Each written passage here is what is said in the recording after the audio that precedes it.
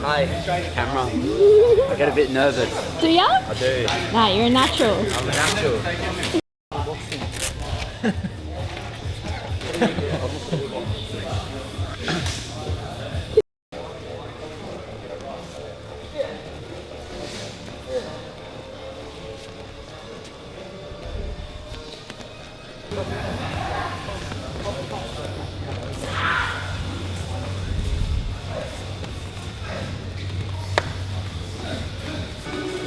Alright guys, now I want you to go first and third.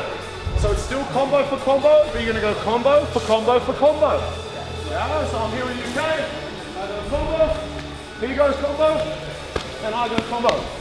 Yeah, I finish the combination. Now UK goes.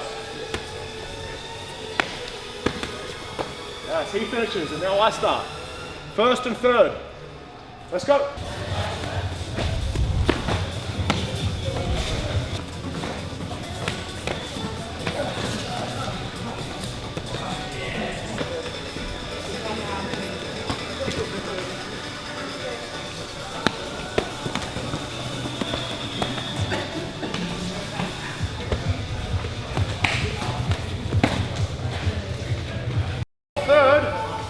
You need to either tie up, you need to find a shot, some sort of attachment. Okay, so make sure on the third, there's some kind of attachment, whether it's a tie up to change position or whether it's a shot. Okay? On the third, so we're still going first and third. On the third, we need a tie up, some sort of attachment to change position, strike off the break, or we need a shot. Okay? First, he goes second. Third. Ooh. Cool. Same thing, let's go.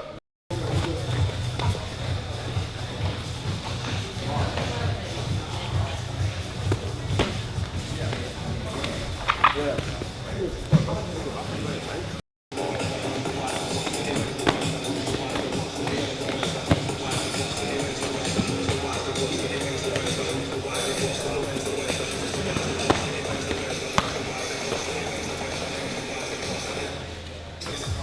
Do you guys notice after the second, if you move back too much and your goal is to create an attachment, you might be too far away.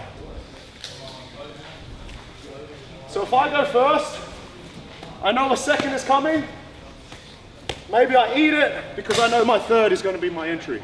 That's what I'm trying to do. So be conscious of your range and what your goal is. Right now our goal is to create an attachment.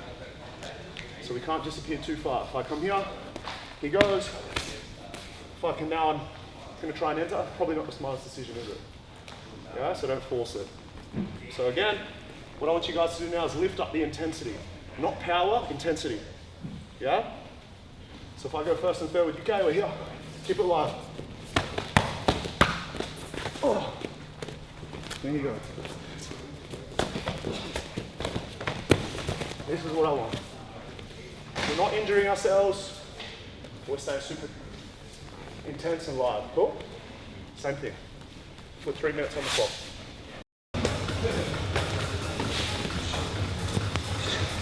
One minute.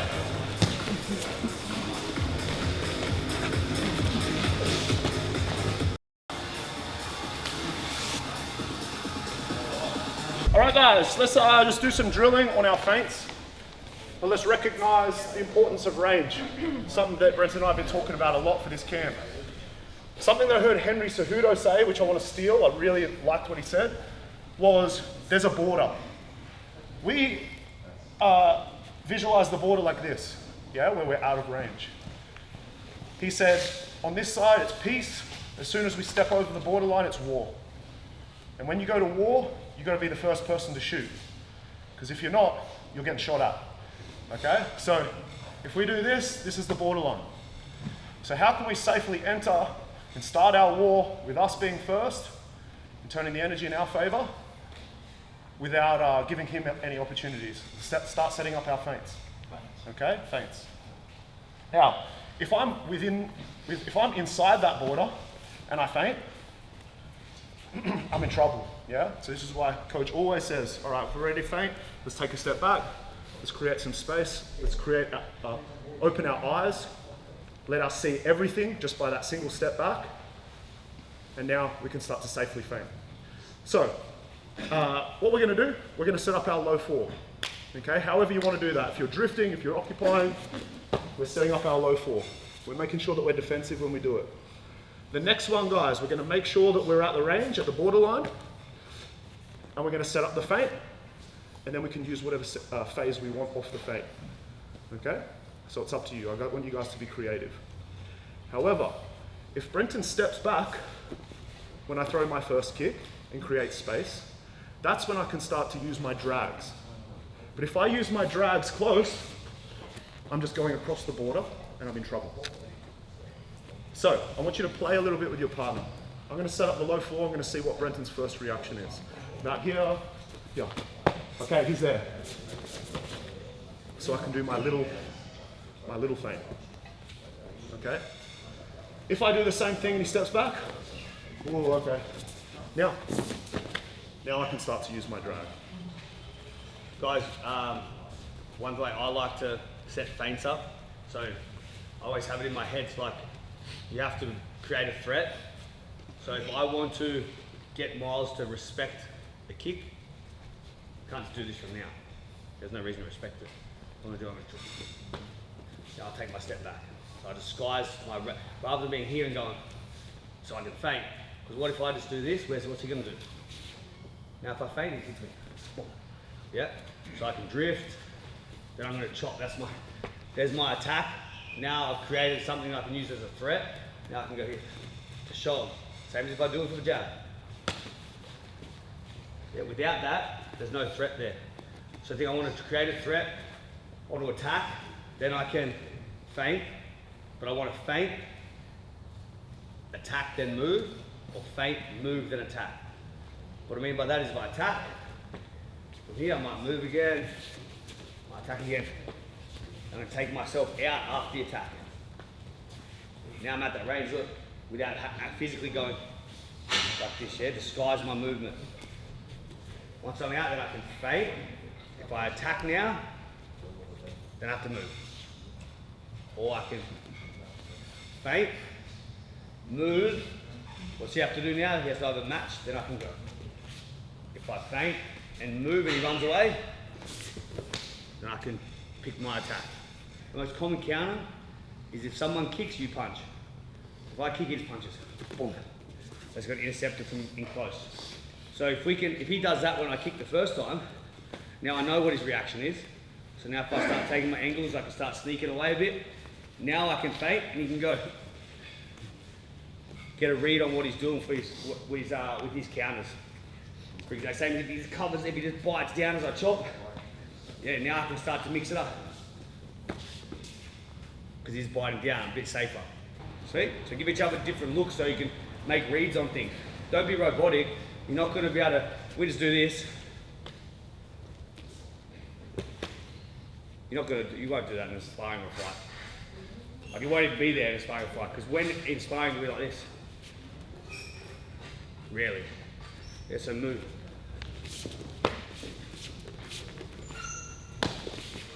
Sweet? Let's go. What about when I got southpaw? What's your Same pay attention. I like go to the weak side. Yeah. Yeah. Ankle. More ankle? Yep. Now from here, he thinks I'm going to the ankle, I can go pivot. Do this one. Get you back to orthodox. Or from here. Pivot. Kick. Oh. Now he has to respect it. Pivot. Now I can feint. Yeah, like stutter. And if I'm here, yeah, then go here, if I'm here. In that kick, yeah, just feint. Yeah. Or you might feint and kick. Yeah. Feint, go. Yeah.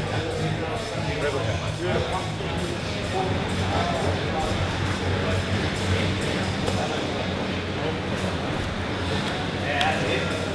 I like to make it so it's like here. Like anytime I feint, I want to be like my kick. And then I feint over. then I get a reaction. Yeah, the next time my feinting comes up again. Feint, move, maybe kick again, move, feint, then go. Mix it up. Yeah, mix it up. Yeah, make it real. Yep.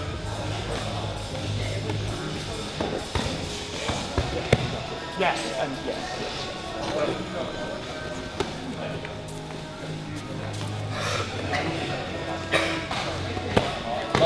Lower, ankle, okay. Yep. There we go. Because remember, if Max checks, if I go here and he checks, yeah. If I go low and he checks, this goes under. Sweet. If he just turns his knee like this, boom. That's how you do your foot, remember? And now if he turns his leg like that.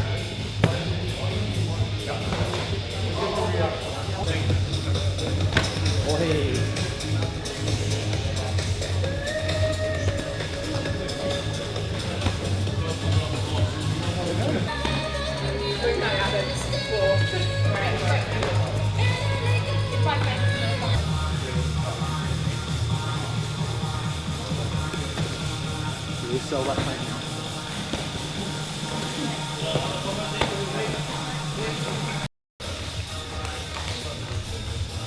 Set up your low form.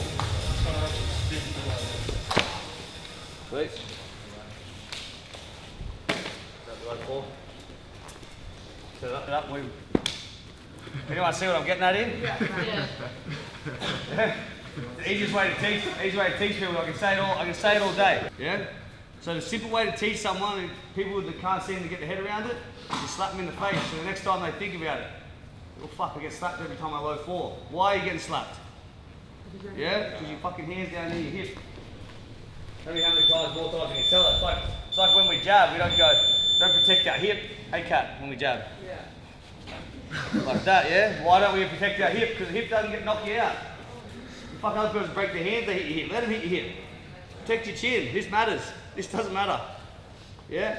So, too many, there's like, remember we talk about no right or wrong technique, so to speak. There's a right or wrong time to throw a technique. If I'm kicking and Miles is sitting down, I would highly recommend we don't kick like this. Yeah, he's just got a jab even. Yeah, now if I can get Miles backing up, much different, right? Different style of kick. Still a kick, still a low four, different variation. Yeah, this is a one. This is a one. This is a one. Yeah, different variations, different times of use. Yeah, I'm not going to do this one here, am I?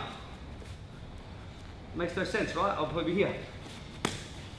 If I'm out here in that green zone, or the edge of the war zone, whatever it is, then I can do it. It's like a bridging it in and get out. Then I can start setting up feints. Ideally, we're not feinting here.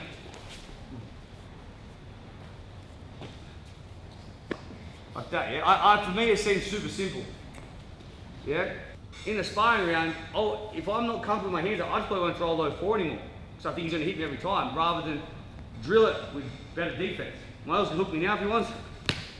Now I know he's throwing that, look. There's my feint.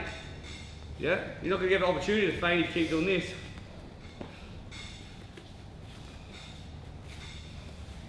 Yeah? Think about your defense. You are the most susceptible to be countered when you are attacking, right? Common sense, I think. So if I'm here, hands are up.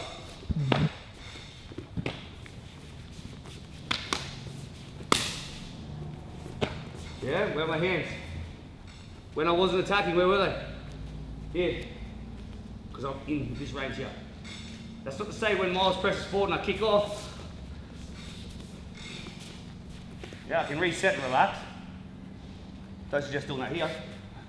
Yeah, so think defense. Doesn't matter how fucking good your offense is if you can't defend. Sweet? One last thing I want to add as well. I used to get caught with this heaps is throwing that low four right in front of someone when I'm like square, like in the train tracks. Even if I do like feint and stuff, if I'm right in front of them and I throw it, all they do is just put that straight. So really think about, as I was saying, like I've learned this the hard way, taking that little angle. It just allows you to stay away from their power of their right hand and then it's a bit harder for them to get that jab to you because they're punching across their body. So like, Think about lining. I think about lining my big toe up. Some people, boxers, like talking about their shoulder. Like if I'm with Taser, you know, I know he's trying to set up a calf kick. He's probably going to start moving this way. Now I know he's probably got a good angle on me. So I'll take it away. Yeah, he's got to get it back. So think about when you're the attacking one, you either think about lining my shoulder up or my big toe. Yeah, because now it doesn't matter if Taser checks. Or I check. You can kick what you want now. I'm going to get calf kick. Yeah, it's too far of a distance for me to go here. Check. Yeah? And it's the same for here. It's like and he throws a jab, easy for me to slip. If I'm here and I see he throws a 1-2. Yeah? That's why we do, that's why we drift, shift, reverse A step. Yeah, he starts to cut me off here, so here. So take it away. Yeah, if he starts to come too much that way, take it away. Yeah, so think about those little details as well, guys. It's nothing we haven't done before. Drifting.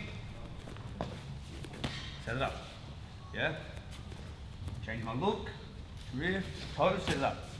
Yeah? You're able to throw that kick every time. If our toes are lined up, very hard for him to punch or check. When I get to here, if I kick and he punches across his body. Yeah? If I stand square and he checks, for one, I'm probably going to fuck my leg up. If he turns his foot out and throws a 2 down the barrel, definitely getting fucked up. Yeah? So let's make smarter decisions. Make smarter decisions in the drills, you'll make smarter decisions in sparring, so flow on effect into the fights. Sweet? Let's go, guys. Same drill. Let's go.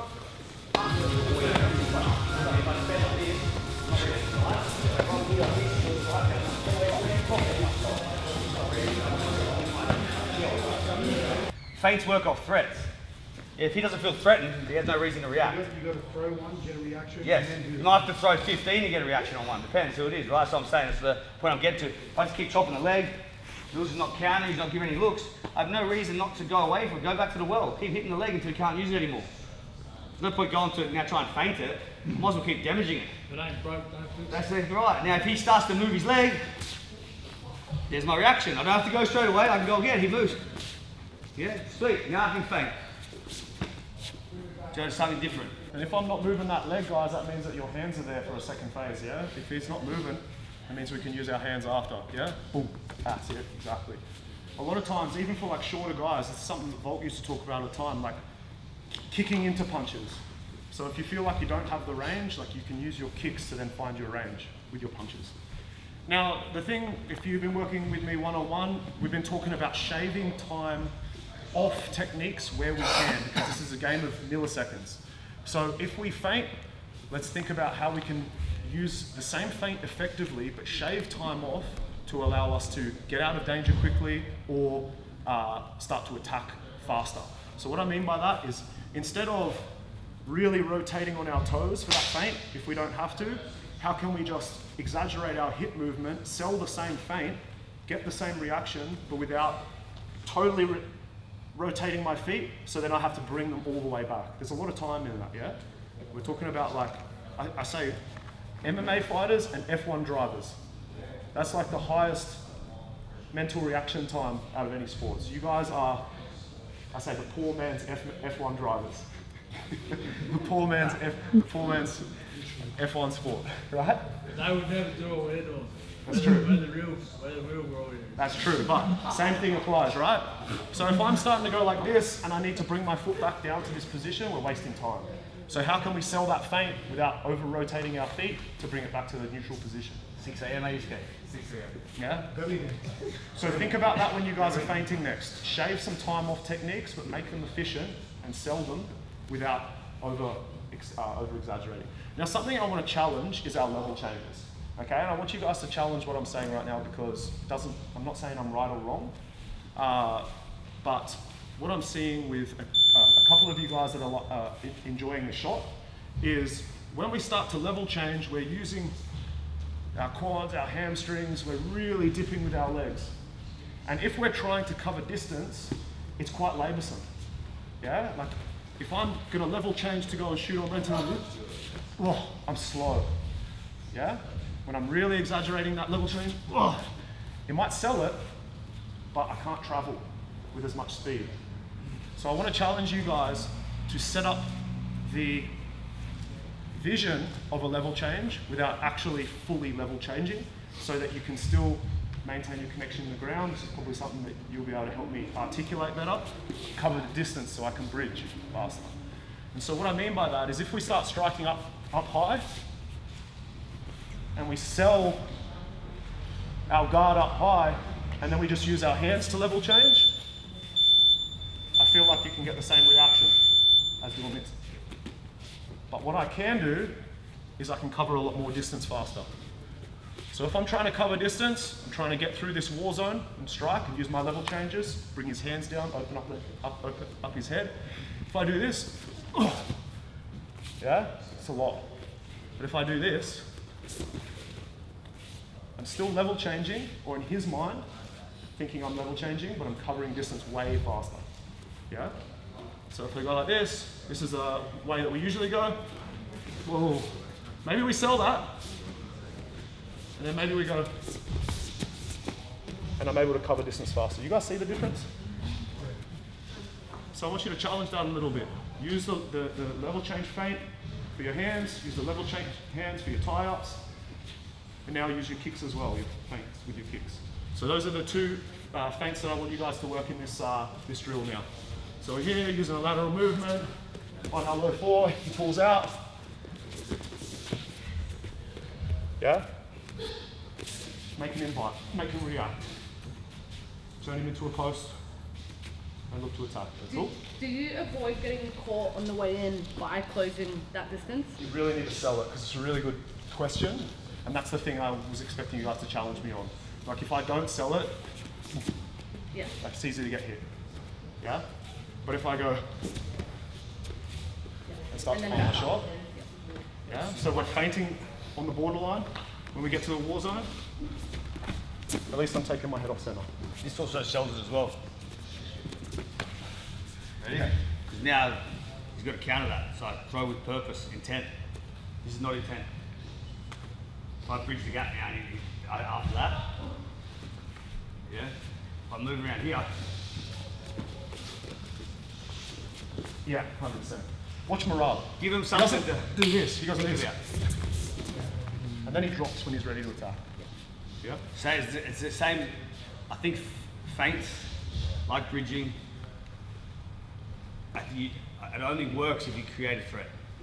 If they're not threatened by you, like if someone just, if I'm not threatened by Mills coming in my range, he doesn't know what feint he throws.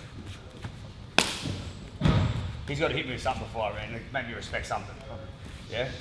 You don't get any respect, like you got to get some respect with your shots first before someone's going to be really threatened by we bridging the gap. Like if I go here, yeah, it's threats. Now I can do this, can't I? Look. Change up my attacks. Make sense? The threats matters, even for that same one, that bridging the gap.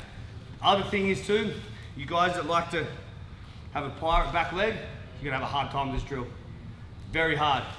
If this is an easy way to be explosive, then everyone in the Olympics will start on the blocks like this, not like this.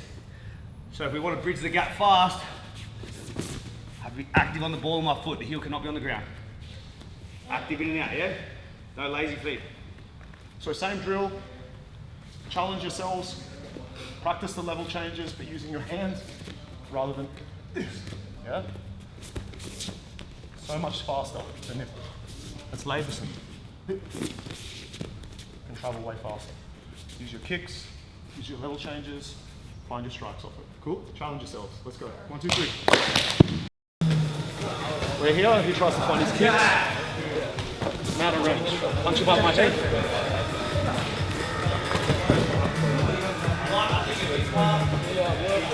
Intent, purpose, intensity. Without that, I can do this here. Yeah, you can look like a What am I going to do? Yeah, but if I go here,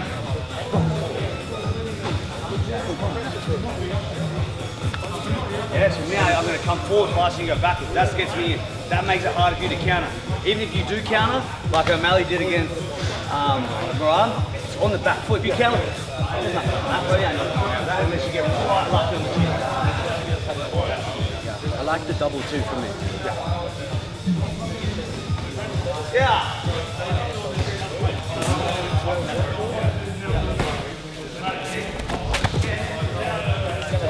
It's less about the level change here, more about handing out skills. Dip and drive. Throws the kick.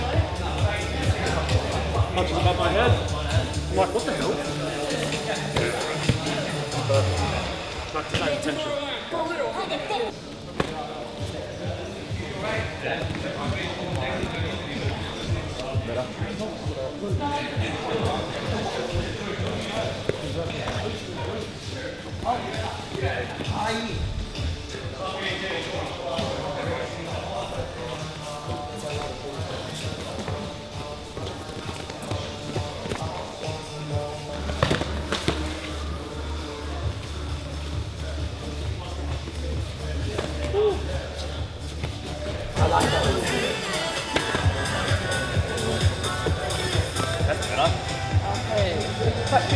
Alright guys, we've been doing a really good job of identifying where the borderline is and knowing that if we cross the borderline, it's war and we need to go first.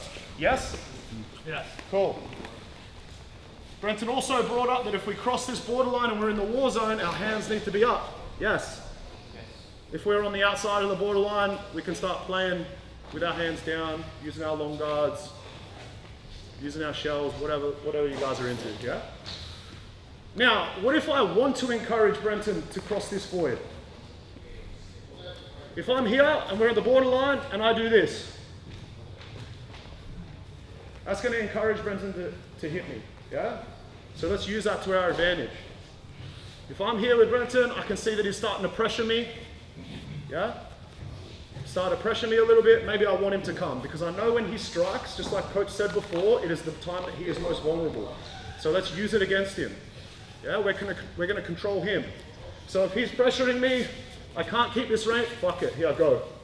And he fucking strikes at me, boom, boom, boom, and now I can open up. So we're here, we're striking on the outside, keep it nice and live.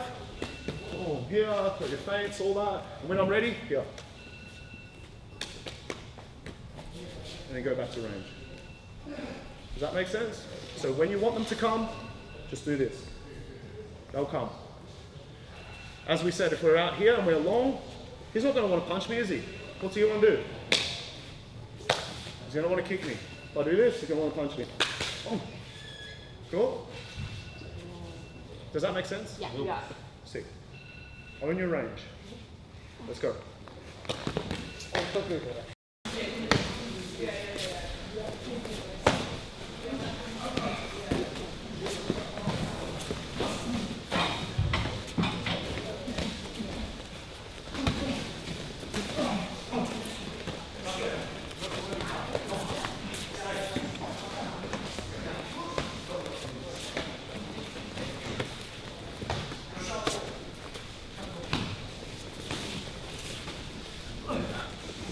Before you guys start your next rotation, I want to show you like what I want to show from this. So if I'm with Taze, I'm starting to strike his guard, I'm sitting at this range, boom, yeah? And then I want to start reaching for him and he starts to high guard. And I start punching over the top of him. This is where our tie-ups are going to occur, yeah? Or alternatively, wear it on the guard and start to open up because that's where I'm most vulnerable. Yeah, so maybe he starts to draw me in, moves back, yeah? Okay, I don't want to go just yet. Yeah, he attacks me. Yeah. He attacks me. High guards.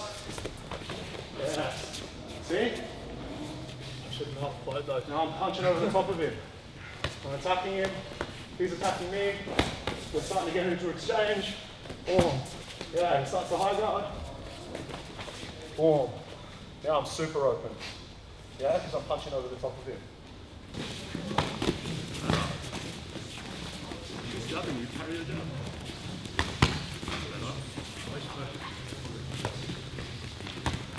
That's better, man.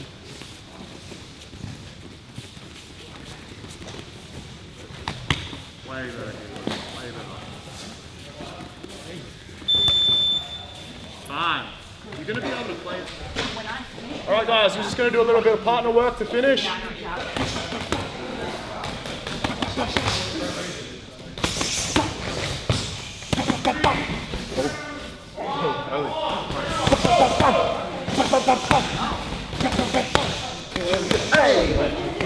Hey! Go,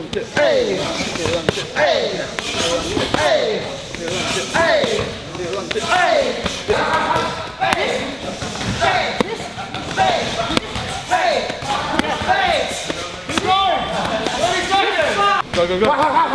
Nice. Stop. Stop. Good. Stop. Good.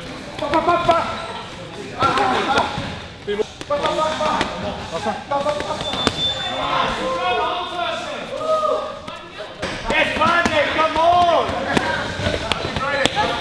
Cat, sit on it! Let's go, keep going, keep going.